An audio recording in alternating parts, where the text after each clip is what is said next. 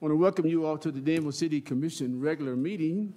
Today is Monday, June the 23rd, 2025. The time is 4:30 p.m.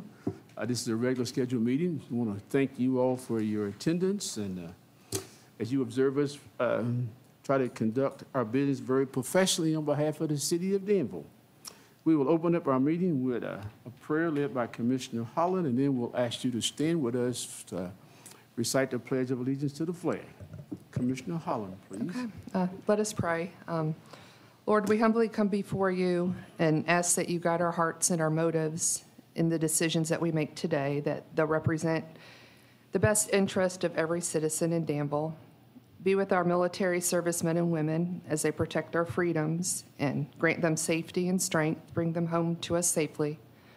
We ask that you intervene in the hearts and minds of leaders, both here and abroad, to bring about peace. In Christ's name, amen. Thank you, ma'am. Please stand.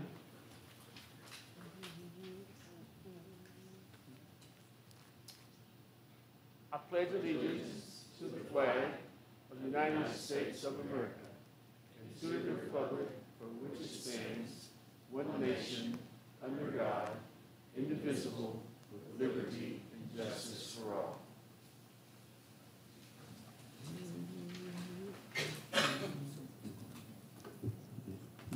Thank you all. Next on our planned agenda is an approval of the agenda, and I'd like the commission to consider approving an amended agenda this afternoon. I would like to add item 1A, which is an introduction of Hannah Gray, our new planning and zoning director. And then I would like to, after number 4, move number 19, resolution 2025-06-2308, up to number 4. That's going to be presented by our city engineer, Mr. Josh Morgan. But I'll tell you why we need to move it up later on. But with your permission, I would like to entertain a motion to approve our agenda with those two changes. So moved. Thank you, ma'am. Second, but I want a specific reason why. No, I'm kidding. You'll get it in a few minutes. Thank you all. All those in favor say aye. Aye. Aye. Motion carries. So our agenda has been approved as amended with 2 changes. Okay. Next on our agenda is we have our first Hear the Public session where citizens can be recognized, come to the podium. You can speak to the commission for 3 minutes or less, and at this juncture in our meeting, we require that you only speak to us about items that are on the agenda. So, hear the public, first time, items on the agenda. Is there anyone desiring to speak to your city commission? Hearing and seeing none, I'll say thank you all, and we'll move right along then. Next on our agenda is introduction of the interns who are currently serving, working, voluntold, or whatever it might be for the city. And we have 5 of them. So I would like to ask Melanie and Randy and Lee and Marshall and Josh to come forward and present their interns to the community. No, I can think. Yeah, come forward. Yeah. We Yeah. got I told you I had a surprise for y'all tonight, right? Come on, Mr. Marshall. I think Marshall sitting back. He called my name out? Well, I'll start All right. with Jenna Haynes. She just recently graduated from Center College, and she's helping us out this summer. She's organizing some of our business information, identifying some commercial property space that we have available. She's also going to make us a LinkedIn page because I can't, but we will learn to use it. And what else are we doing? We're doing all kinds of fun stuff. So I'll let Jenna tell you a little bit about herself, and then we'll move down the line because All right. there's a lot of, it's like a college in here. That's right. Thank you, ma'am. Okay. Jennifer, briefly, come on. Yeah, so I'm Jenna. I'm from Danville, so I love it here, and I went to Center. I don't really know what I want to do post-grad, so I'm enjoying being here, though. Had a good time. It's like my 4th official day, and I love it. I've gotten to meet a lot of great people, and I feel like I'm doing things to help the city that I love. So thanks. And Yes. tell them you got caught today, didn't you? I got caught? Yeah, first day on the job, got caught, right? Oh, yeah. I don't know. Well, you got caught occupying the mayor's seat. What do you Oh, mean you yeah. don't know? His desk is my desk right now. So, so I walked in and she said, oops, could I get up? Mr. Board, you next. All right. So with me here, I have Prince Underwade. Prince Could is you a repeat that name again? Underwade. Underweight, okay, we've been trying all day, okay. There you go. So he is going to be going into your second year at Center, studying finance and economics, major in English, right? I believe, or mine philosophy. I'm sorry. And so he has been here with us for about 2 weeks. He's planning on being here this summer. We maybe possibly longer. He's doing a records retention project for us, which is critical. He's working on all of our historical records, cataloging those, doing his research through the Department of Library and Archives so he's learning pretty quickly about government records retention requirements. And I will say he's probably done more work in the last 2 weeks than we've been able to get to in the last 6 months. So he's been a huge asset. And so we're excited to have him with us. Okay, thank you, sir. Hi, my name is Prince, and I'm a rising sophomore at Center College. I joined this HR department because I thought it would be really nice to help the city and learn more about real-life experience. Thank you. Well, thank you, sir. Miss Josh, you gonna be next, all right? All right, so we'll do Odile first. This is Odile Clements. She's Odile's signing for. She's, what would you say you are in sign language? You didn't say fluent, conversational. I'll let her list off her majors and minors because there's too many for me to remember. She's a student at Center. She's kind of helping me directly this summer. So far, we've just been doing grant applications mostly. The grants that we applied for, I brought last meeting. We've been putting those applications in. She's also working on your computer science is kind of your primary thing. She's helping me prepare a public survey for some bike and ped stuff that we're going to do, some trail like destinations kind of survey that we're going to put out to the public hopefully here in the next few weeks. So that's kind of the background project she's working on as we work on things that pop up here and there. So she's also kind of coming in and helping me a little bit with the Jenny Rogers childcare as we try to fill that again here pretty quickly. So she's sitting in the meetings on that as well. So Odile, you can kind of introduce yourself. Hi, my name is Odile. If I look familiar, I was also here working with MJ for retrofitting the stormwater basin about 2 months ago. I was initially interested in that, and then I just kind of fell in love with the entire group as a whole. So I've been working with Josh in general to kind of put forward a good experience for practical uses of a computer science degree. So I'm a computer science major and French major with minors in linguistics and Chinese. I just like to study languages, and I would like to go into something public service related, so I really thought that this opportunity would be a good experience for me. Thank you. Thank you, ma'am. Hey, I don't know about a judge of characters on, not one of our majors. So it was funny, we went to see Miss Manheim out on East Main last week about her stormwater issue, and her and Odile had a long conversation in French and left me out of it. I had no clue what was going on, so it was really That was interesting. neat. She appreciated that, didn't she? Maggie Schomer is, she's working with MJ this summer. I should have made MJ, MJ was off today, but she could have come introduce Maggie. But they're working together on a lot of our stormwater permitting stuff. So they're doing a lot of sampling and mapping. I don't know, Maggie can kind of go in a little bit more. She is a student, just graduated from Danville High School, so not a college student yet. So she's coming out of Danville High School and working with us with the stormwater this summer. So Maggie, you want to? All right. Thank you, ma'am. Okay, I'm Maggie Schomer. I've lived in Danville, I guess, since I was 5 and just graduated Danville High School. And I met up with MJ at this year's Earth Day Festival to talk about taking an internship here. And I'm going to be going to college and hopefully majoring in environmental science. All right. Yeah, I'm going to Skidmore College. It's in Saratoga Springs, New York. Well, thank you, ma'am. All right. Ms. Compton, don't you all go anywhere. We got a surprise for you. Ms. So Compton? several of you all have already met Josh Franklin. He is the finance department's intern over this summer. His large project for this summer is working on our budget book, and for the public's sake, a budget book isn't just the city's past budget. It is a comprehensive document that includes your financial policies, that kind of gives you a background on the city with our ultimate goal of submitting and winning a budget award from the Government Finance Officers Association. The prize is bragging rights. Josh is here from Indiana University at Bloomington, and he can introduce himself a little bit. So I'm Josh Franklin. I'm originally from Keller, Texas, but I'm studying at Indiana University Bloomington, O'Neill School, majoring in public finance, as well as minoring in information systems and homeland security, as well as accounting certificate through the Kelley School of Business. I've enjoyed my time here so far. It's been fun. I'm also getting to do a little bit of traveling down here and seeing how public finance is truly run, not just reading about it in a textbook. Your biggest experience was crawling inside the water tower, right?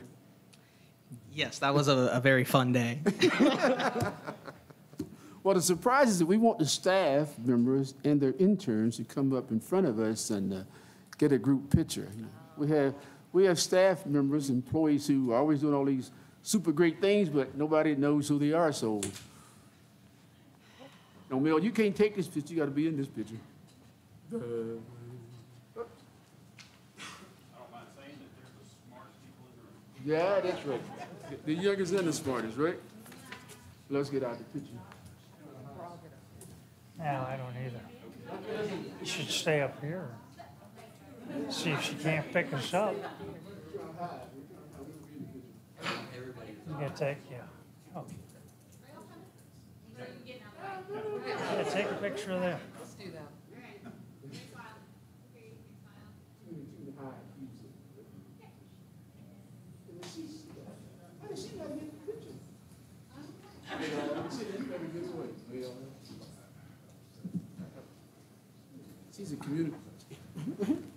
She's our communications PR expert, but she just runs from the camera. Oh, okay. Well, congratulations to you all and welcome to Danville. And we are anticipating all the neat and exciting things you're going to do on behalf of the citizens of Danville, Kentucky. So thank you all for your service. Next on our agenda is Hannah Gray. If you come forward and present yourself to us, introduce yourselves, the new director of the Danville Board County Planning and Zoning. Hello. I already got to observe you perform one. Yes. I've read one meeting, right? So, okay. Yes, yeah, just about like 30 minutes of the first meeting, but Okay. yes, nice to meet you all. Thank you all for having me. My name is Hannah Gray. I started on June 10th, so it's my second week altogether, but I mean, yeah, so that's. I was previously working up at the Legislative Research Commission, but before that, I was working for the Department of Energy. I was working as a Clean Energy Innovator Fellow hosted by the Kentucky Public Service Commission. But I just got finished with my Master's of Urban Planning degree at University of Louisville, so we did a lot of work with Louisville, the Downtown Comprehensive Plan, and the City of Louisville and Mayor Greenberg's administration. So, yeah. Oh. And we worked a lot with the City of J-Town as well, so hopefully little stuff there, yeah. Well, welcome again to Danville. Thank you, I appreciate it. Nice to meet you all, and if you ever need me, I'm in that office over there. Thank you, ma'am. Next on our agenda is we have Housing Authority Board appointments. Ms. Compton, you're going to lead that, and then Melissa. Is Melissa? I'm trying to think of your first name. Gwen. If you want to come up and say a few things, you can do that, right? All right, Lee. So the Housing Authority has four board members from the city of Danville. We are realigning their board terms. Over the years, as the Housing Authority Board leadership has changed and the board members have changed, their terms have gotten a little off track. They intend their terms to be like staggered, essentially one turnover per year, but because of some of those changes in the past, that's gotten a little off track. And so the city needs to reappoint some folks and confirm new expiration dates for some existing appointees. So we are recommending appointing Ann Young with an expiration date of January 1st, 2026. Terry Carter with an expiration date of 2027. These are all January 1st of the year noted. Steve Sutherland with a term expiration of 2028, and Paul Lewis of a term expiring 2029. All subsequent terms would then be 4-year terms. Within your packet is a short bio of each of those individuals with a little background. Thank you, ma'am. Is there a motion to be made at this time? I'll move to accept these reappointments. Second. Thank you all. Questions or comments? Well, just thank you to all of our volunteers for serving. Mr. Sullivan back there is the current chair of the Housing Authority and also the chair of that other group, right? Board of Adjustments, right? So, okay. Let's carry the motion. And all those in favor of these reappointments, please signify by saying aye. Aye. Those opposed, likewise, motion carries then. Thank you all. Got them all appointed, all right? Next agenda item is approval of the minutes of the previous meeting. Chair would entertain a motion. I'll make a motion to approve the minutes of 6/9/25 and 6/11/2025 as presented. Thank you, ma'am. Second. Thank you, sir. Any corrections, additions, or deletions? Hearing none, all those in favor of this motion say aye. Aye. Aye. Those opposed, we've approved 2 sets of minutes. Thank you all. Wow. Next on our agenda is a 4th of July update. Boy, 4th of July, man. Mr. Tommy Barton, our Parks and Rec Director. Good afternoon, Mayor and Commissioners. Wait. Before you do that, dog, Yeah. I need to recognize the fact you have your First Lady here with you also, I do. right? Yeah, all I'm right. going to call on her in a minute. Oh, is I she? want to Oh, apologize okay. first for my appearance. I came right from the baseball field, so I'm a little dirty. and Hey, not sweaty. necessary. Hey, all right. Yeah, that's We right, have you our working. week-long end-of-the-season baseball tournament, softball tournament, finishing up the league, going all week. But we came to talk about 4th of July. First up, we want to talk about Paint the Park, which is a new event. We did it last year with the daycare as kind of a trial run. So this year, we opened it up to the public. We have partnered with Ace Hardware, who provided all the brushes and rollers. DOE provided all the paint, and Whitaker Bank provided some funding. And of course, the Art Center is helping us organize it. And we're going to let Stacy talk a little bit about that. But on July 3rd, we have 200 squares available, 4x4 squares that park maintenance will paint on the parking lot. Right in front where all the food trucks go. And on the 3rd, a lot of kids and businesses and parents will be painting squares. And hopefully they're in a 4th of July theme, but we don't put any restrictions on what they do. We're hoping for 200, and we've already got 134 registered.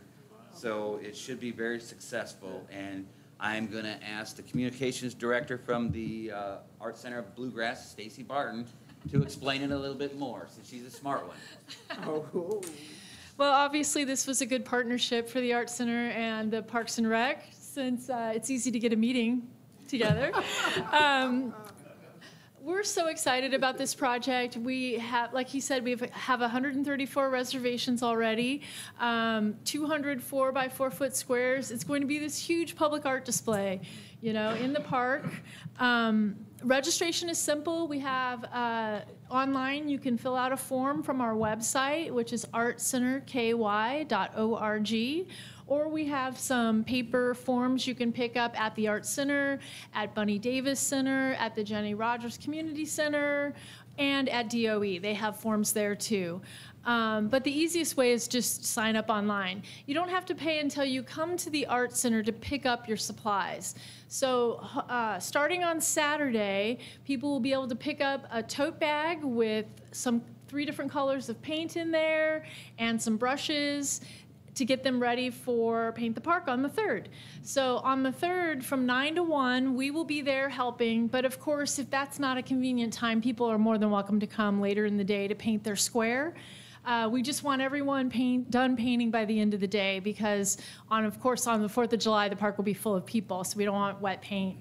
But I think it's going to be a nice addition to the 4th of July, and we're excited to have this partnership with between the Arts Center and the Parks and Rec. Thank you, ma'am. Thank you. Big tip there, Mr. Mayor, if you're painting a square, is you want to do a full background on it first, and then it gets a lot easier. So you paint it all white or paint it all black, and then go for it. And people can do that on the 2nd if they like. The other cool thing about this is we'll have cups and stir sticks out there. We're going to have music, we're going to have food trucks, and we're going to have coffee out there on the 3rd also. We'll be out there helping because you're going to get your primary colors, but you're going to have to mix to make, your purples, different colors. So it's kind of educational also. So we're pretty excited about this. This is a kind of a family project. In my prior park district, we did this, started it in 2001, and it's still going on. So this is something we hope will just be part of 4th of July from now on. And if it rains, it does wash the squares off, so it's about the experience, yeah. Yeah. And then we'll go on to actually on the 4th, we're going to start the 4th with, hopefully we're trying to do a 3-on-3 basketball tournament. This would start early in the morning. We're also going to have a lemonade wagon food truck there and a candy food truck there. And we got 3 divisions. We have 3rd, 4th, and 5th grade. We have a middle school age group, and then we have a 15 and up. This is the first year for this. We're trying to get it off the ground. Basically, you have 4 people on a team. I believe registration is $50. You register for this on the Park District website. So to be clear, for the Paint the Park, you register at artcenterky.org, and for the 3-on-3, you register on the Park District website. This will go on, it depends on how many teams, but we plan to start at around 9 o'clock. Team dependent, we're taking 16 teams in each division. It started off a little slow, but we're hoping to get more. We're also hoping to make this yearly tradition too. So we're going to keep trying this until we get it going. We don't have any partners for this, but we're looking for anybody that want to partner with us and use this for a fundraiser for their organization. In the past, I've had school proms use the 3-on-3 for their prom committee, which it can make a lot of money if you get enough teams going. So hopefully this will make. And then at 5 p.m. is when we will have the bounce houses open. Food trucks will start at 5 p.m. We are doing a cornhole tournament at 6 p.m. And then the fireworks should kick off at dusk, which is between 9:30 and 9:45, and that is on the 4th. I was worried when I put the Paint the Park up on the Millennium Park sign that said 3rd, thought it would confuse everybody, so we've changed that out now. So to be square here, the Paint the Park is on the 3rd, but the normal 4th of July celebration is on the 4th. And we are using pyro shows for the fireworks, which have local ties, and we're hoping to have a great turnout and a great show. You guys got any questions on it?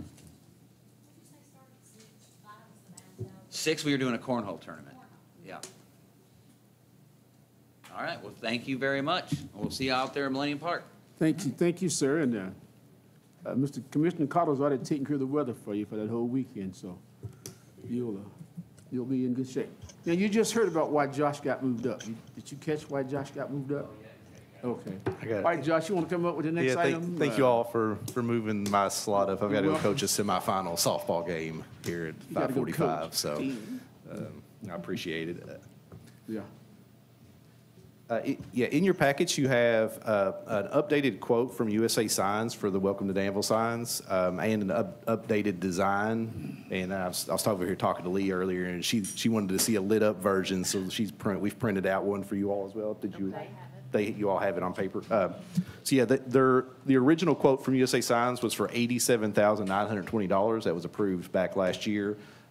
This new redesign will increase the price to $98,525, which is still much less than our original budget and the other bids that we received. You might notice some changes on the design from what we brought a couple of months ago because we had to bring the price back down. There was some additional things that they had included, like stone columns, and each letter was lit up of the city of First and the welcome, and so that brought the price significantly down to change that. So we brought the price down closer to where we were originally. So we are asking approval tonight to approve that quote as a change order to the original bid. We've actually budgeted $120,000 for next year, thinking this would go up a little bit, but so we're quite a bit under that as well. So tonight we need approval of this as a change order, and once we do this, we will get the signs ordered finally after our long struggle to get this to this final finishing line, and hopefully get these signs up sometime this summer or fall. So This is a nighttime view that was just put out? Yes. So the Danville will be lit, Yes, it will. Yep. backlit? Yep. Wow. Yeah, the center, the Danville KY part is a cabinet that will be lit from the inside, and then the boundary of the wood part will be lit as like edge lighting around the wood area. Oh. Yep. Let's vote. Resolution 2025-062308. Second. Thank you all.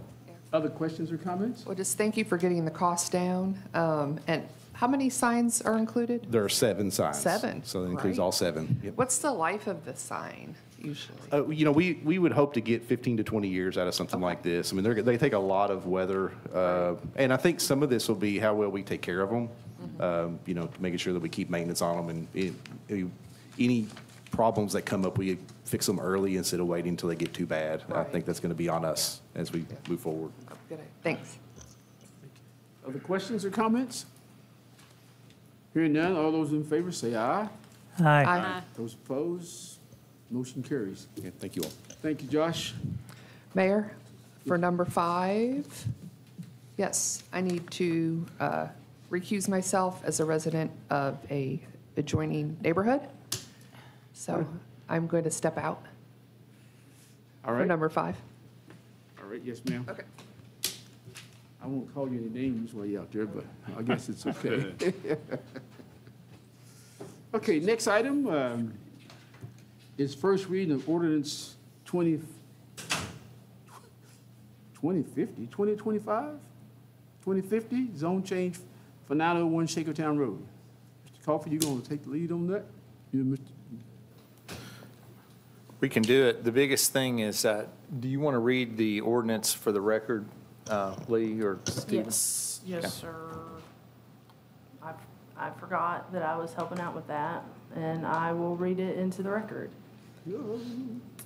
This is the first reading of ordinance number 2050, an ordinance changing the zone from agricultural ag and single-family residential R1A to single-family residential R1C for approximately 29.923 acres, more or less, of real property located at 901 Shakertown Road in the city of Danville, Kentucky. Thank you, ma'am. Is there a motion? I move to approve first reading of ordinance 2050. Thank you, sir. Second. Second it. Now, opportunity for a discussion? I think I had to talk to the mayor too, but I would like, I guess do the conditions, should they be in the ordinance listed? No, we don't incorporate the actual conditions in the zone change ordinance. We never have. Every zone change always has standard conditions plus additional conditions if necessary. What we do is we adopt the findings of the hearing that was held and the motion that was enacted. So the motion that was enacted was to approve the zone change subject to the conditions agreed upon and stated in the hearing. So that's our historical method of incorporation of those conditions, and we've never put the actual conditions in the ordinance language itself. Okay, other questions or comments? So they do get connected to the property is what I guess the real question is. Right, so the way it works mechanically is those conditions are placed on the zone change map, and prior to recordation, they become a public record in the courthouse in that manner. Not by ordinance, but on the zone change map. Good. Any other questions? No, I'll just make a comment. We appreciate all of you working hard with this and you walking us through it, Stephen. We appreciate that. I think we all found a comfort level with this. You're most welcome, so I'm here. Okay. Well, we wondered. Appreciate your honesty, Kevin. Other comments or questions? Hearing none, Madam Clerk, roll call vote, please. Commissioner Saris, Yes. Commissioner Cottle, Yes. Commissioner Peak, Yes. Mayor Atkins. Yes, ma'am. Thank you, ma'am. Next item is Resolution 2025-06-2301, the website contract. Crossfield, the picture taker, right? Thank you. You got my name right. Thanks. So you might remember back during the department presentations, I mentioned we're working on some updates to the website. We've looked at it for a few years and seen some things that definitely need to be cleaned up and made more easy to use and more functional. So with that, I also mentioned that I believe there's a need for department headers, which really is just creating a unique web page, a unique website for our Parks Department, Utility Department, and downtown Danville. So that's what this contract is. It just says that we will, they'll develop those 3 unique websites for those departments. And there are some ongoing costs associated with that. Okay. Any questions or comments? Is there a motion?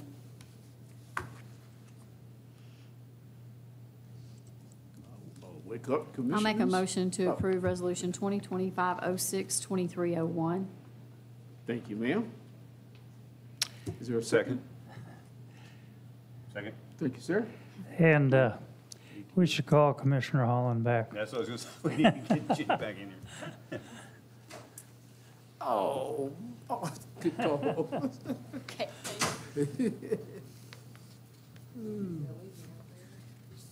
We have a motion to approve this website contract. So all those in favor say aye. Aye. Aye. Those opposed, likewise, motion carries. Thank you all. 2025-06-2302 IT surplus. Ms. Compton? The IT department has provided a list of various electronics that they would like to surplus using Gov deals, where they could be purchased. It includes old analog speakers due to some upgrades, old MDTs, TVs, Dell computers, keyboards, and they would like permission to surplus those. Thank you, ma'am. Move for approval of Resolution 2025-06-2302. Second. Thank you. Thank both of you. Second. It was really interesting to read that list, and I said, Yeah. if those things have worked in 2024, that's amazing, right? Man, okay. Any other questions or comments? Hearing none, all those in favor of approving this surplus list, say aye. Aye. Those opposed, motion carries. Then we turn the meeting over to Mr. Randy Boyd. All right, thank you, Human Mayor. Resources. And Randy, remember now, it's what, 3:30? 3:30, I got it, 2 minutes. I'm gonna put my stopwatch on now. Well, so we'll start here. We do have want to go ahead and give you a department update. We'll keep this pretty brief, but we thought this was a good opportunity and time-wise as we go into the new fiscal year. And just give you a brief update, really, of the state of the workforce and some of the things that we're working on, initiatives that we've discussed throughout the budget process and throughout, the course of the last year. So that was kind of starting. Here's some of our active projects that we're working on. Obviously, one of those forthcoming, we're going to talk about our compensation plan here in just a few minutes. Obviously, we're working on our succession plan. We've got a few things I'll talk about in that. And then I mentioned our intern, Prince, is working on our audit, our historical records audit, which is a big project for us. And then we'll talk a little bit more about, as we go into the year too, one of the things we'd like to do is go do another review of our employee handbook. We did that last year. We think, it's appropriate to do that at least annually, just go through and review any things that maybe we want to, shore up or adjust as needed. And so we're going to do that, start that project hopefully in July, and that'll go into the fall. All right.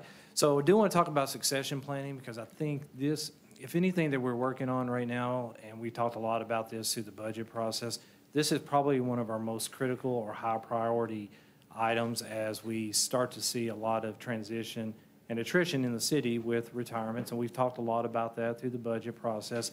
So there's really kind of 4 parts of this. And again, this is fluid. It's ongoing. We're trying to build this out. Really, as you see, a lot of this starts with leadership training. I mentioned an assessment program that we were putting together. That is something we've worked with. We've identified a vendor to work with called Hogan Assessments. It's a non-contractual, basically a PO type purchase that we're going to be putting together assessments, not only for talent acquisition, but help us with leadership development. Things like, looking at skills gaps and identifying paths forward for not only an employee, but also for the supervisor to help them guide that for those future leaders within the city. And then obviously we talk about internship opportunities. You kind of saw some of that at the beginning of this meeting. That's really kind of we're really only scratching the surface with some of that. And I feel like as a group, we'll continue to work on expanding those opportunities for the future workforce. And then of course, mentoring and job shadowing. And the reason one thing I put this image in here, and I think this image really says a lot. We're talking about really passing the keys, and what that means is just transfer of knowledge back from the managers down to the next generation of leaders, because it is coming sooner than later, and we'll talk about that with some of our graphs here. But really, this is going to be an ongoing thing, not fully developed, but we are aggressively working on building this out, and this is kind of the foundation that we're working off of. Okay.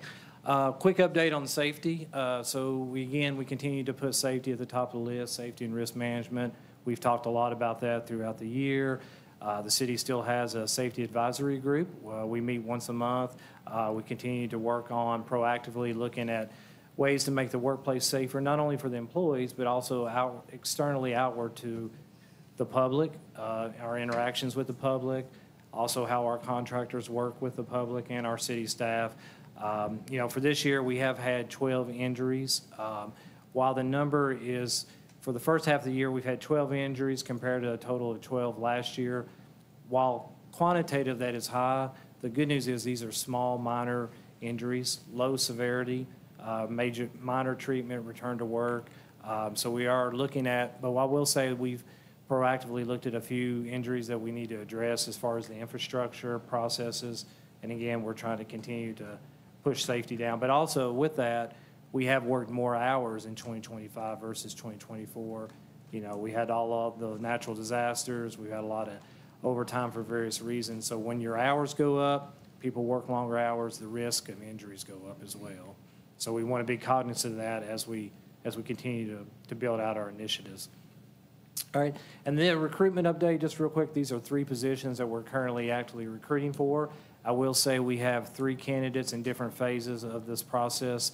So those positions hopefully will be filled within the month. And so that would really close the gap on some of those overtime requirements in some of these departments as well. Because anytime we're short-staffed, that does drive overtime and that does drive safety concerns as well.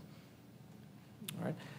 And then so we'll kind of get into our employment statistics. So this is just a snapshot of where we are today. So right now the city's got 172 full-time employees. We have a large contingent of part-time employees, as you can see on that pie chart. A lot of that's driven by Parks and Recreation, especially with the peak season that we're in. And so you can see that, again, where the breakdown is by sector of where those employees are employed. All right. Now this is really where we get into our area of future planning. So when you look at our retirement tiers, 28% of the city's workforce is Tier 1. You've got another 6% of employees that are retired, have already come back into the system. That is your workforce right there that the city is at risk of losing over the next couple of years. And again, that's why that succession plan is so critical to develop. Right now, this is just projected retirements based on conversations we've had with staff for this year.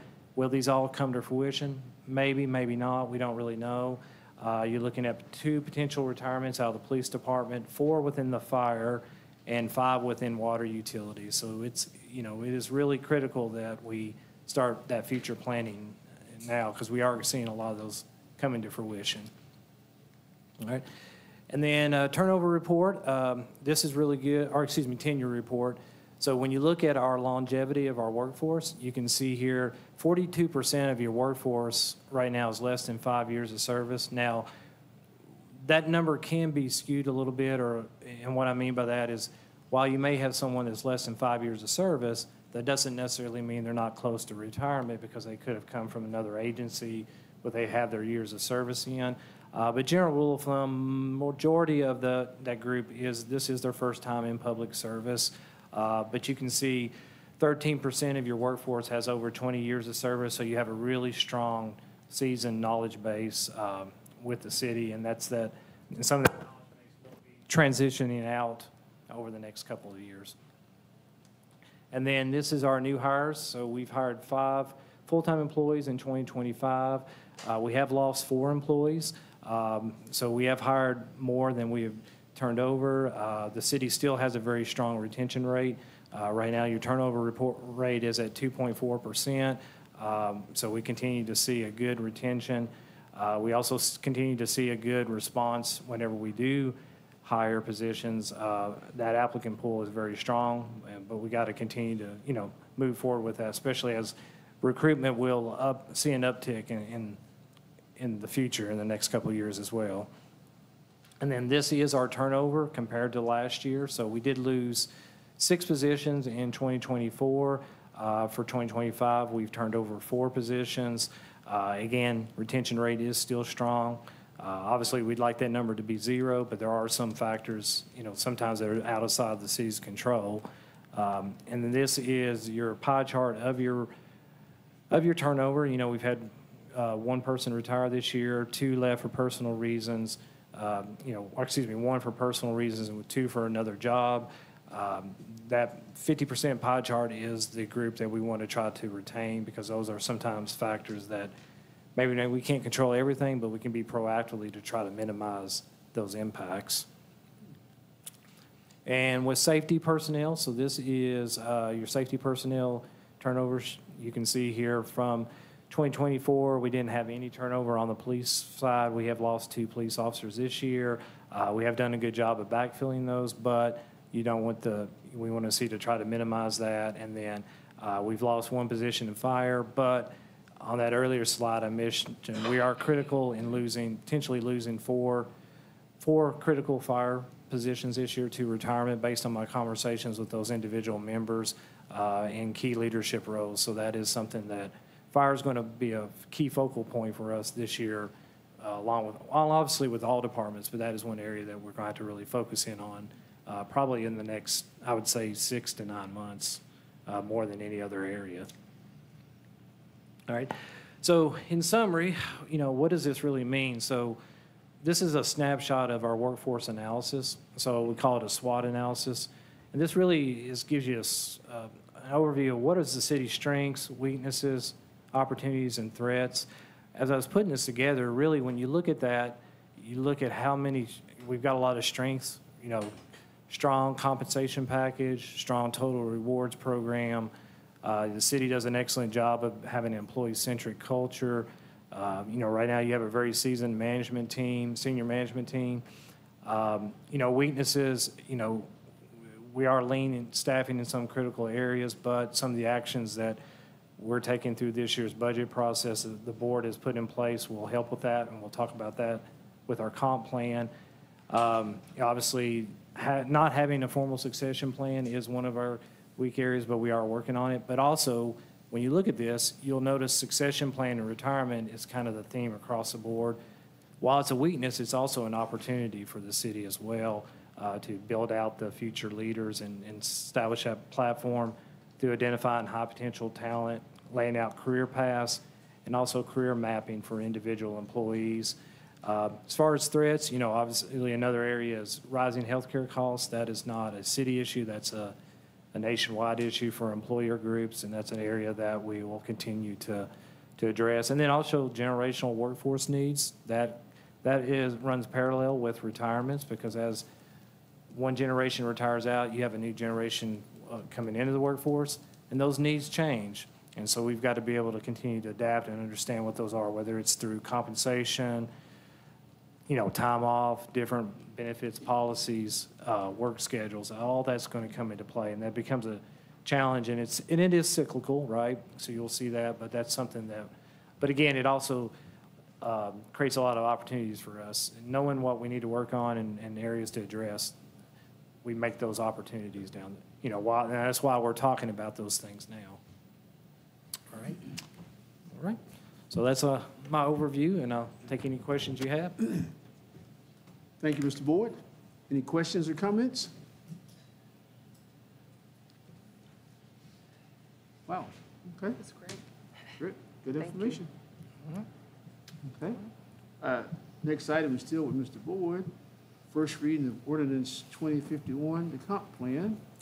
Madam Clerk, you want to read that for us? This is the first reading of ordinance 2051, an ordinance amending CDO 2-96 pertaining to the classification plan, compensation plan, and policies and procedures for city personnel. Thank you, ma'am. All right. Is there a motion?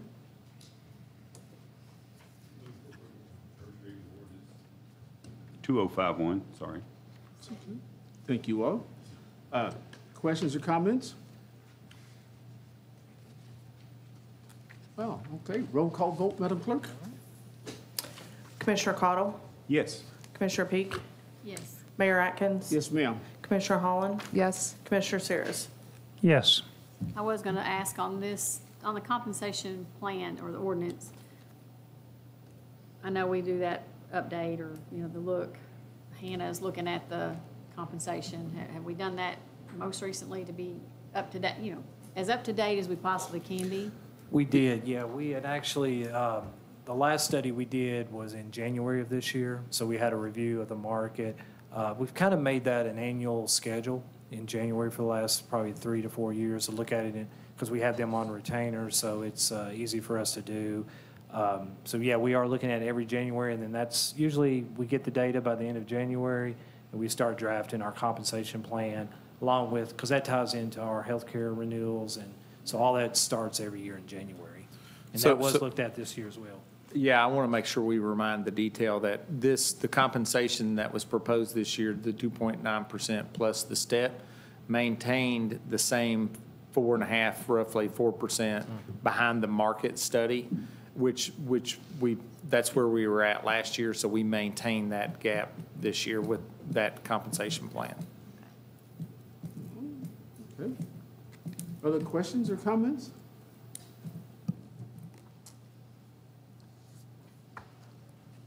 Hearing none, all those in favor of, 2506, 2303? Ordinance 2051. Did I miss This one? was the ordinance 2051. Yeah, we have to. We have to roll call. Roll call it. Oh, well, We We did already do a roll call it. vote. I We've just had a already, question out. I messed you up. That's all right. I'm sorry. we So can we- do it again if necessary. no, that's all right. Nope. So we need to go on to the next item then, all right. So the next item is 2025-06, 2304, the medical plan. Mayor Atkins, it's 2025-06, 2303, your authorized positions list. Wow, I'm welcome. Oh, okay. Well, 25-06, 2303, okay.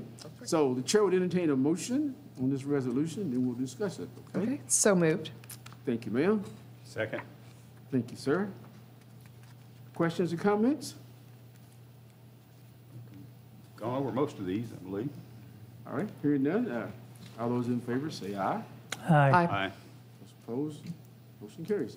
I already marked up on my list. So now we're down to 2506-2304 medical plan. All right.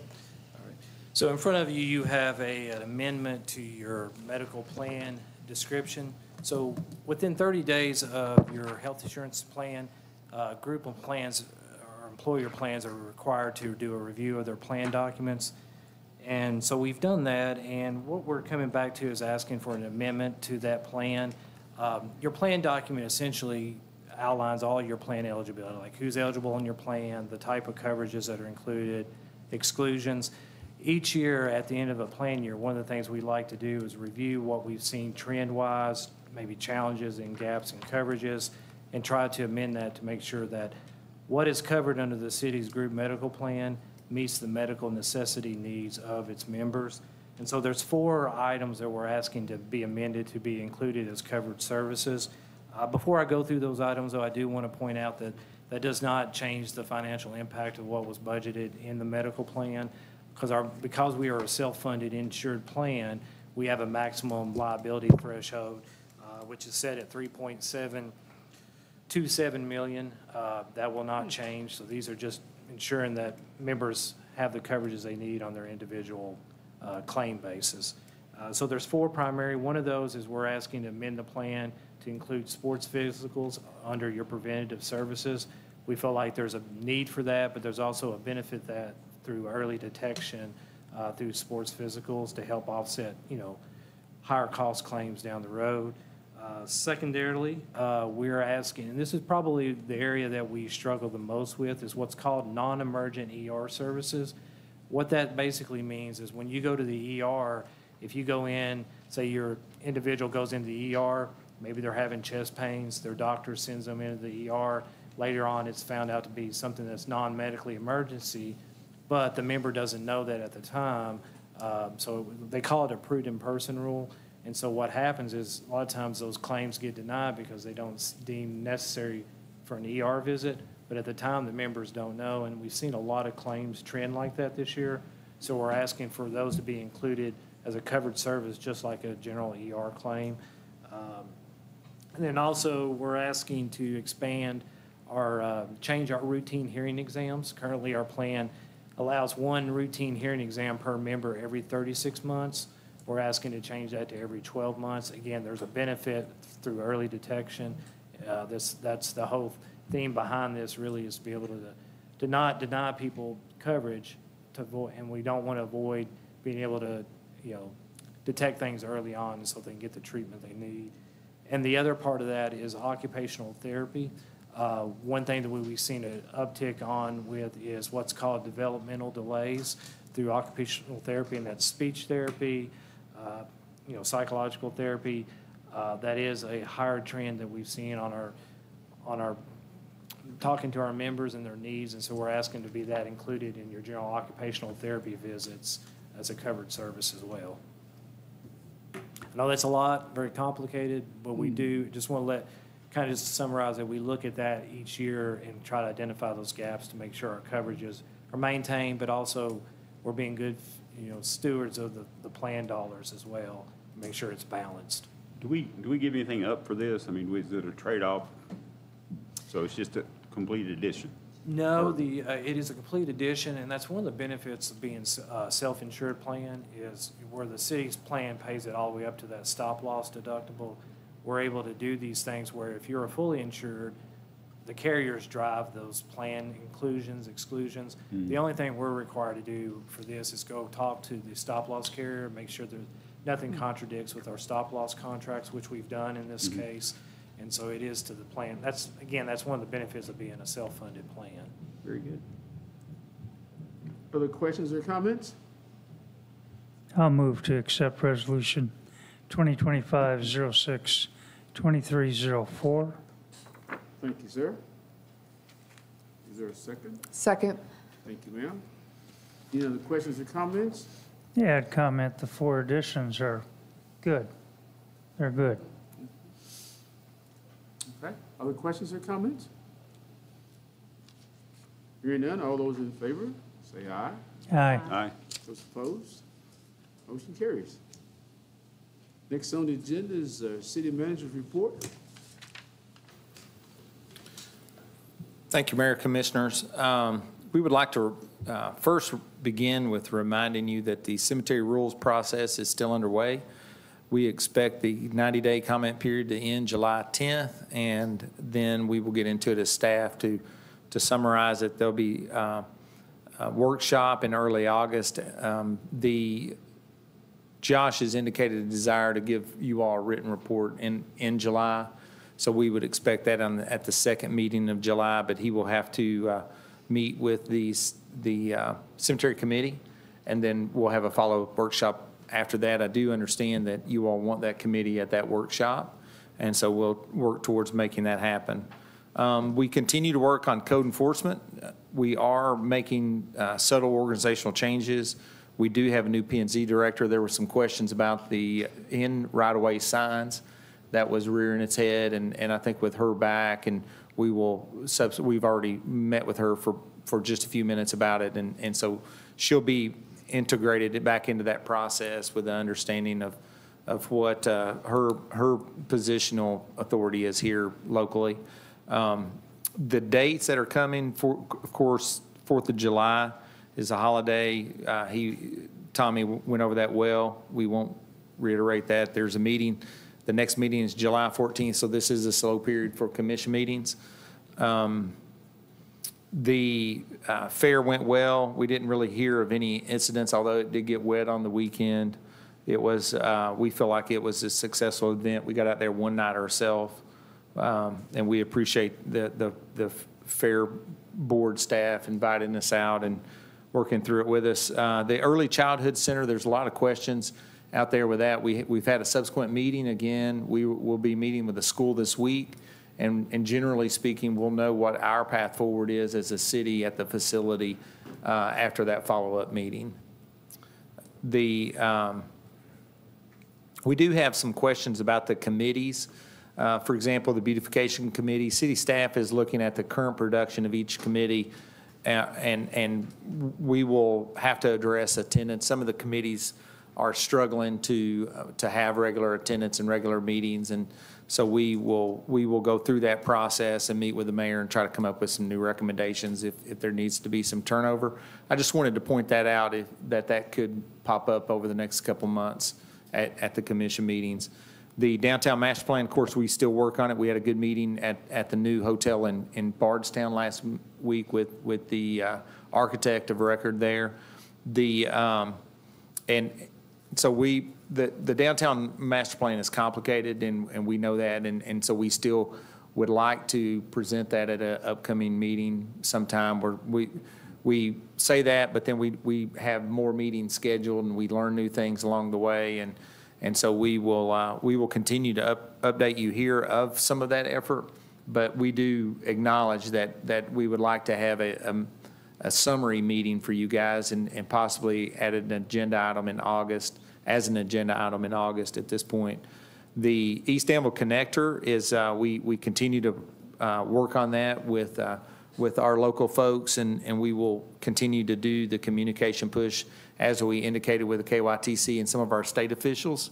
That will be occurring over the next few weeks and month or so. The economic development infrastructure, we've talked a lot about it. That will be also something that we've been trying to figure out a way to communicate publicly and try to add some texture to that. Melanie and I had talked a little bit last week, and we do think we're formulating an idea for a fall event similar to the symposium that we did. The page 2 of the report is the map of what we called the revised, updated Kentucky Crossroads map. We've continued to work with our partners that are in that map. We have built a relationship with everybody from Harrodsburg to Mount Vernon, Stanford, in Garrett County as well. We're working on enhancing the relationships that we have with the folks in Washington, Marion County, and Casey County. We'll continue to do that, but this map was introduced at the symposium event we had at the Performing Arts Center at the middle school a couple years ago. We will gear towards that meeting with this regional concept in mind and discuss the benefits of regional recruitment or regional marketing. There was some publication last week where the area around Louisville and the area around Lexington and Bluegrass Alliance and one of the partners in Northern Kentucky had actually began marketing in the biotech field together as a region. There again, our counties are not included in any of those districts. We're split out in three different in regions, three different regions and three different area development districts. And so we're going to trend towards a need to consolidate our economic development and in terms of regional recruitment. And so we'll continue to add texture to that, and hopefully we will have an update for you this summer as that progresses towards maybe a fall event. And we appreciate Melanie's effort on that as well. The EDA met last week. We did have a lot of dialogue over the mayor participated with a nice meeting with the county and some of the EDC folks in talking about as we are maturing, the realignment of the EDC a couple of years ago was done in response to the development of the EDA. How does the EDA fit into that existing corporate structure of the EDC? And so that was done. We worked with the new staff last week to work towards defining some roles a little bit better and broadening the understanding of all those interactions. That conversation did happen also at the EDA, which I felt like was very healthy, and the mayor may have some comments on that aspect of it. But the EDA is also working on the master plan for the Reading track that is on the bypass. Recall you acquired that last year, which is tied to the budget amendment that is being made or requested, and also the Norfolk Southern site, which is the other property that the city and county acquired through the EDA last year. So the city is progressing both in its maturity of the EDA and also developing the infrastructure so that our economic development activities and recruitment will still be ongoing in the future. Safe Streets for All, I did want to add that note because we don't get to talk about it very often because we are waiting on the MOA from the federal government. That's your $11 million project that the city was awarded last year. That all indication is that's still progressing, but that is a slower process as they develop those agreements and that kind of thing. So these federal grants do take multiple cycles to push them over those first few hurdles. And so I did want to drop that in there as a reminder for all of us. With that, though, we did get a late addition today of a grant for the airport. If you'll recall on the fourth page, which is the airport's budget request form that they made this year in the spring, there was one of their projects that they were doing. They had 3 projects identified initially, which was the entrance road relocation. We've had the ribbon cutting for that. The airport master plan update that's ongoing, and then they had this new hangar construction grant request. They actually was awarded that, and the paperwork came through today. The problem for the airport board is the deadline for the signature is the 9th, which is before your next meeting. So in response to that, at the request of the airport board chair, we have brought that grant agreement to you in front of you tonight with that detail. There's nothing different about the city's financial contribution. You have budgeted the money in this year's budget. The city match, when the grant it will occur, so there's 2 grants to fund the new hangar construction. One is a state grant and one is the federal grant. This federal grant in front of you is $172,000.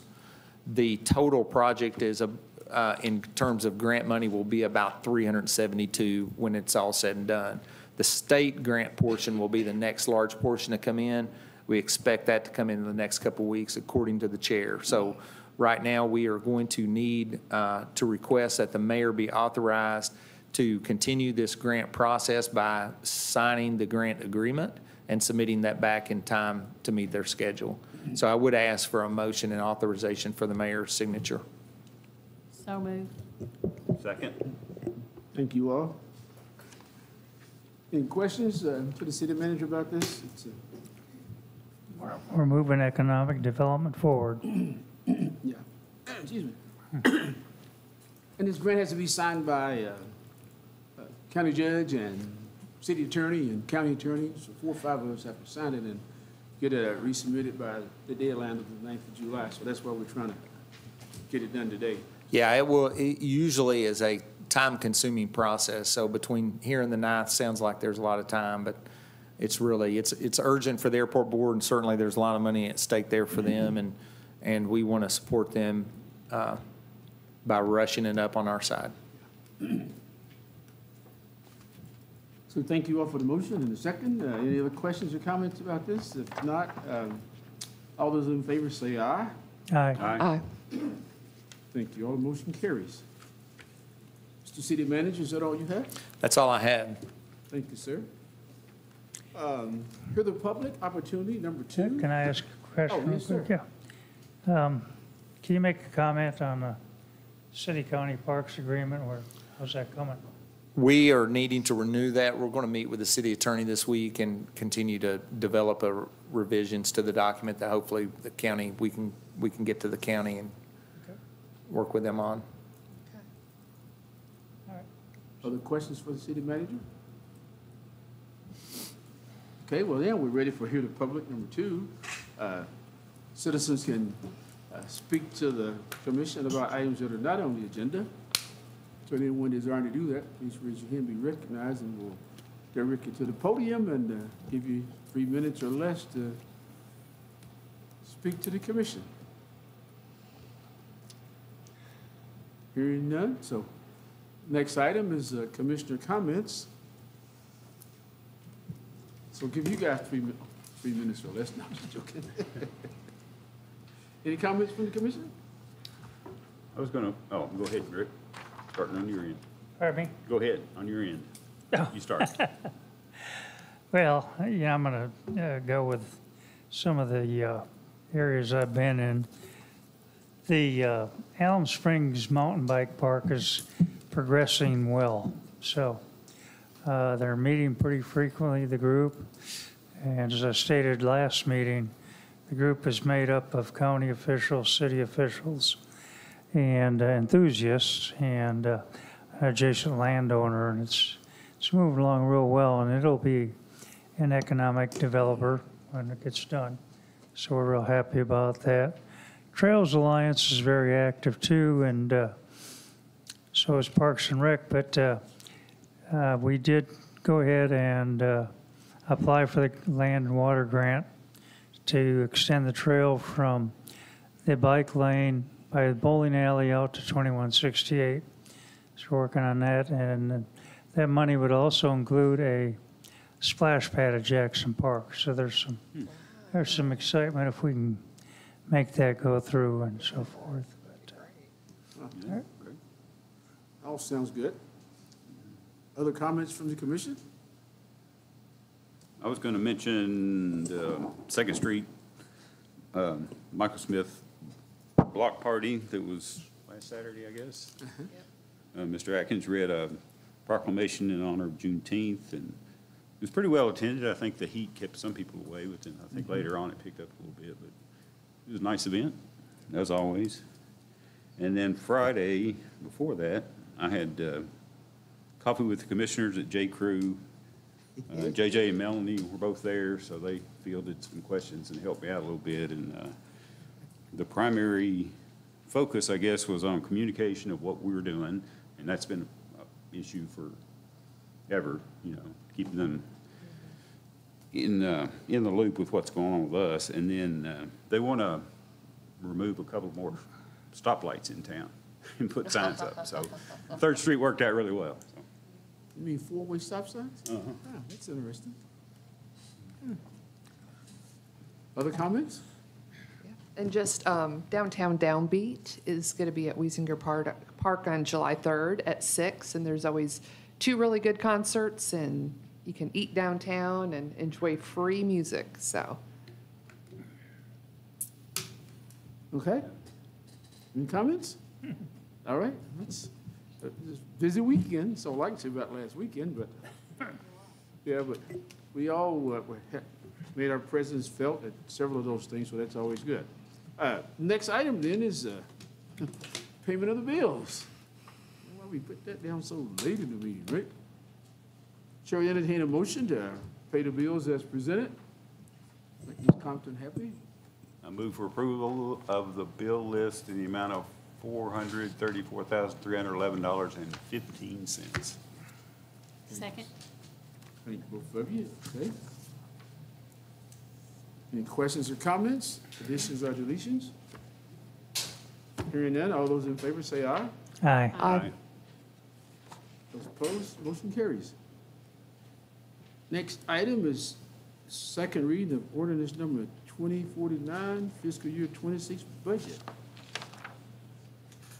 Madam Clerk, you want to read that for us? This is the second reading of ordinance number 2049, an ordinance of the City of Danville, Kentucky adopting the annual budget for the fiscal year July 1st, 2025 through June 30th, 2026 by appropriating funds for the operation of city governments. Thank you, ma'am. And this ordinance is appropriating funds for our budget year in the total amount of $74,450,016 across all of our budgeted funds. Within the packet itself, you have the detailed budget along with our finalized budget transmittal letter to accompany it. The budget will be posted to the city's website within a few days.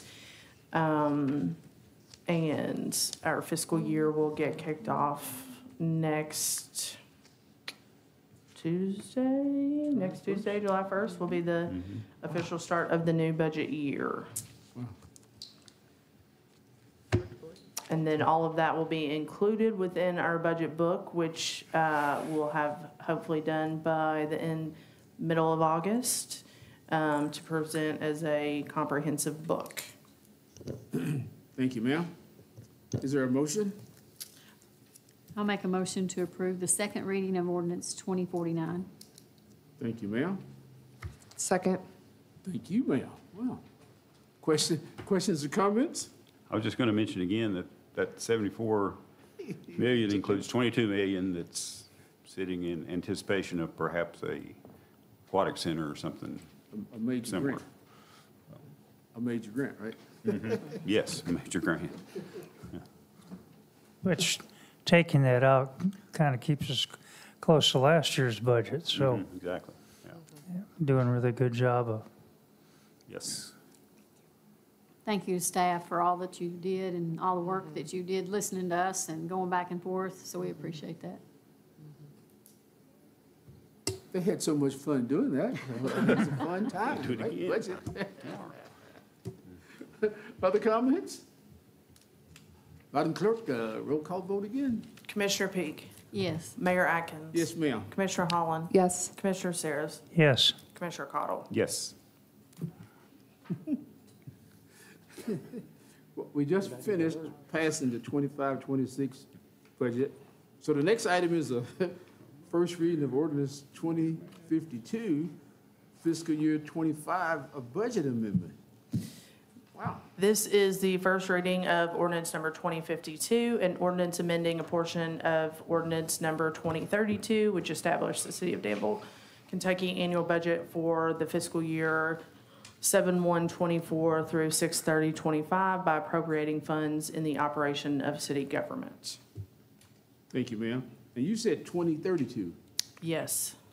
Okay, I just read 2052.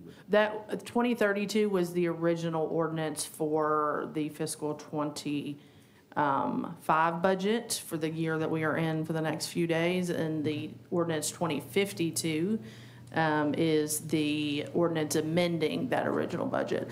And it is, for the public's knowledge, it's very, very common. In fact, I would say it's almost uncommon to never have to amend your city budget.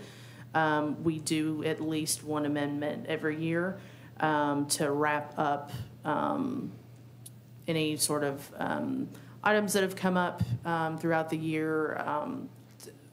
I would say it's more uncommon to not amend your budget, just anecdotally. But in our case, We are amending the original budget from $52,605,605 to $59,804,506. That does include an increase to your general fund.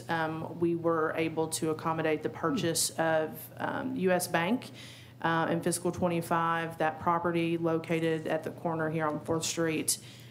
We were also able to accommodate the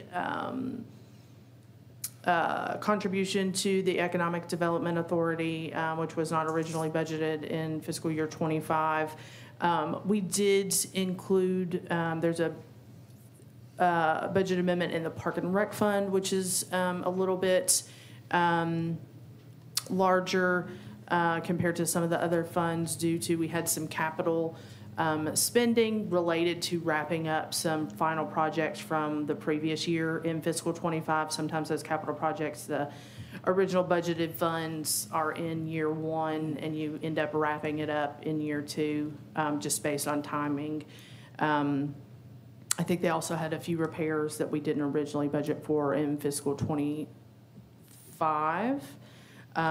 We also have a budget amendment. So we have a budget amendment in the general fund, the drug forfeiture fund, the streetscape fund, park and recreation fund, the garbage fund, and the museum fund.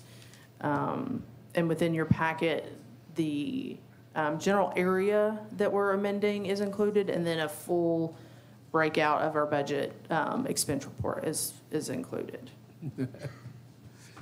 Thank you, ma'am. I was looking back here at Mr. Franklin. Mr. Franklin, did you follow all that?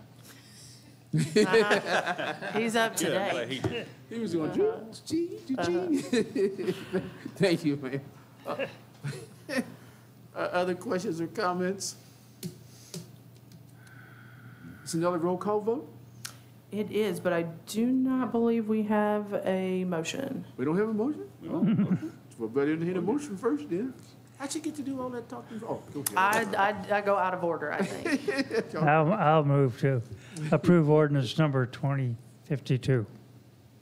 Thank you, sir. Is there a second? Second. All right, you got the right number, 52, right? Thank you all. Any other questions or comments? Actually, with this amendment, this year's budget's less without the 22 million. Yes, yes. Very true. Oh, okay. Any other comments? Roll call vote again, Madam Clerk. Mayor Atkins. Yes, ma'am. Commissioner Holland. Yes. Commissioner Saris. Yes. Commissioner Cottle. Yes. Commissioner Peak. Yes. Thank you all. Next item, Resolution 2025-06-2305. Positive pay agreement. Ms. Compton, that's you again. Yes. So the city is, the finance department is requesting to participate in an agreement with our banking, one of our primary banking institutions, Farmers National Bank. We would like to participate in a program they have called Positive Pay. Essentially what that does is that it's a tool they have available to help prevent any sort of check fraud and ACH fraud. So we provide to the bank a approved list of payments that we will allow to clear our bank. So for instance, after the bill list was passed, the next day we would provide to the bank a list of all of these payments. It would include the check date, the check number, the vendor, and the amount. And that prevents someone from picking our physical checks up out of the mail, or if it gets misdelivered, and what's called washing a check. So they can recreate our check and try to cash it on us to a vendor that's not approved. So this is compared to 20 years ago, physical checks are much more risky in today's world than some other payment types are. But this is one method to prevent that from happening. That did happen to the city. The city didn't lose any money just due to the controls we have in place, reviews we have in place, that someone was able to take a check that didn't belong to them and attempt to cash it and collect those funds. And so by us doing this, it'll prevent any sort of, it'll prevent that from happening. It'll also help keep the city secure in being able to stop it before it happens. You know, if we don't catch it in time, we could be, if we don't put this into place, if we don't catch that happening in a certain amount of time, the bank could have to just clear that, and we would lose out on those funds. So this is just a good fraud tool. It comes at no cost to the city. The bank has agreed to waive those fees for the accounts that we will be setting up through that process. Thank you, man. When I read it, I was like, okay, free? Okay. It's free. Yeah, The bank, pretty good. the bank has agreed to waive those fees. Though when you consider the fees in total, they're not exorbitant for other businesses, but they agreed to waive those for us on the 10 accounts that we plan to utilize. Sound like a win-win to me. That's great. Chair needs a motion for this positive pay agreement? I'll move to approve Resolution 2025062305. Thank you, ma'am. Second. Thank you, ma'am. Boy, you guys are slow today, really. Any other comments or questions?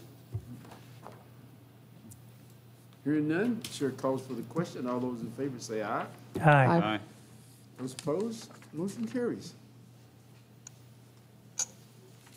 Next item is Resolution 25062306, McKinney Water District reimbursement. Mr. Carrier. Thank you, Mayor. If you all recall, back in December of 2024, we updated a pre-existing 2020 wholesale agreement with McKinney, with McKinney Water District. We updated that document in December of 2024, and in that document, we also detailed a further breakdown of Exhibit A information, detailing the city's financial obligation for the McKinney Waterline Phase 1A project. Since then, this is all based on low bids that was received by McKinney in their bidding process. They received 5 bids. The lowest for the Phase 1A project was $375,000. It was Hubert Contracting. Along with contingencies and everything built into that, that total comes to a total construction cost of $412,500. Also broken down further in that same exhibit was details about the city and McKinney's agreement to look at additional costs based on easement acquisition, inspection, and engineering, and other total fees. So the total Danville apportionment for Phase 1A Division 1 comes to $576,749. Now, again, this is a wholesale agreement, so obviously over time that additional investment will come back to the city through the wholesale fees.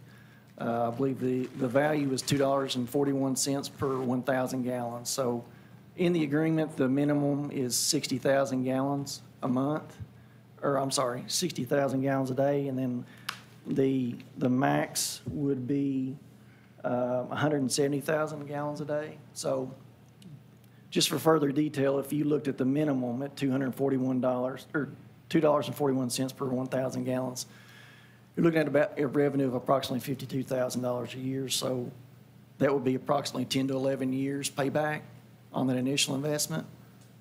If you looked at 170,000 gallons a day at $2.41 for 1,000 gallons, you're looking at $147,000 a year. So that takes it down to about 4 to 5 years payback. So this resolution is a request to approve this will be a reimbursement also for the city of Danville, $576,749. Chair would entertain a motion.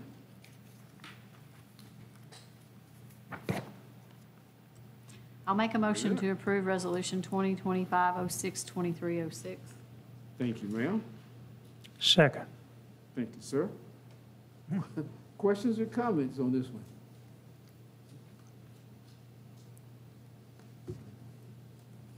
Wow. Hearing none, then call for the question then. All those in favor of the McKinney Water District reimbursement, say aye. Aye. Those opposed likewise, motion carries. Oh.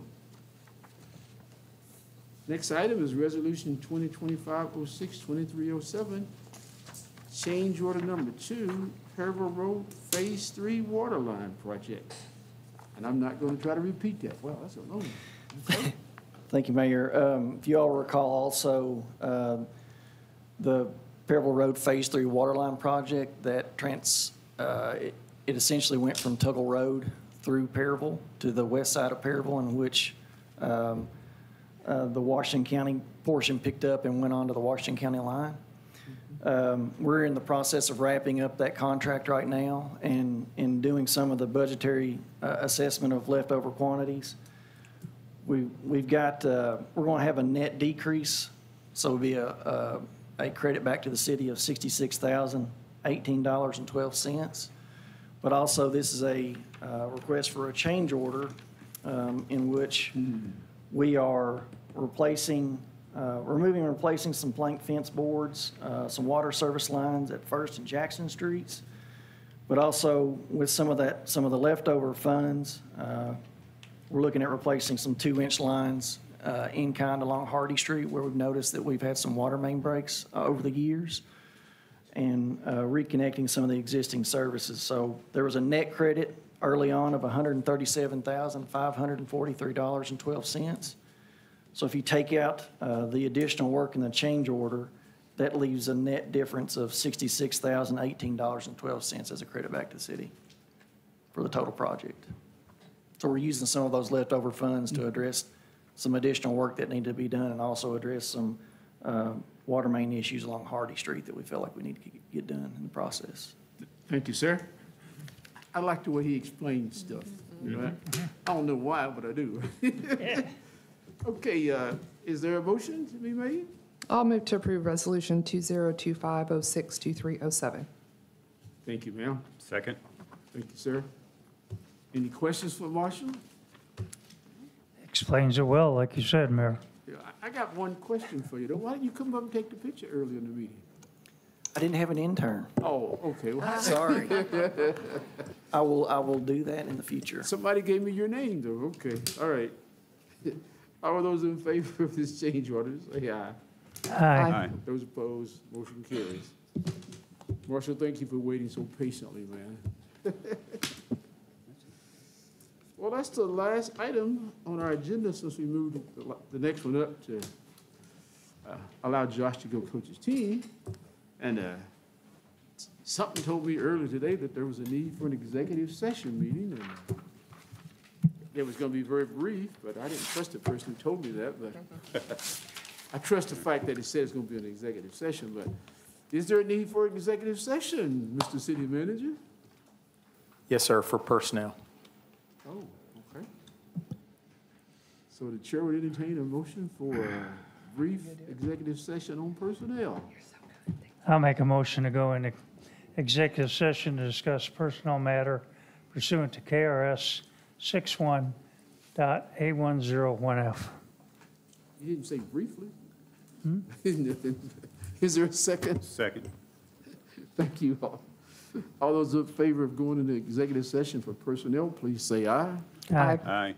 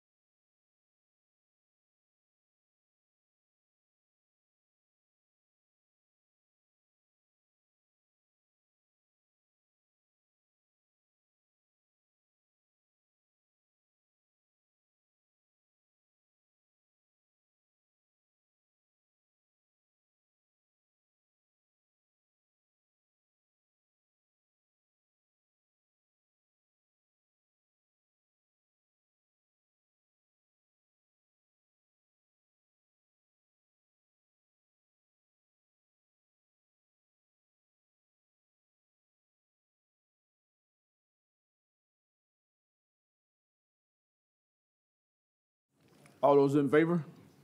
Aye. Aye. Mr. City Manager, you have a couple of items for us? I do.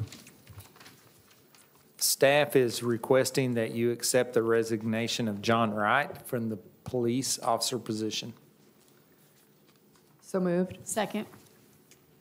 That's quick. All those in favor? Say aye. Aye. Aye. Those opposed, motion carries. Next item.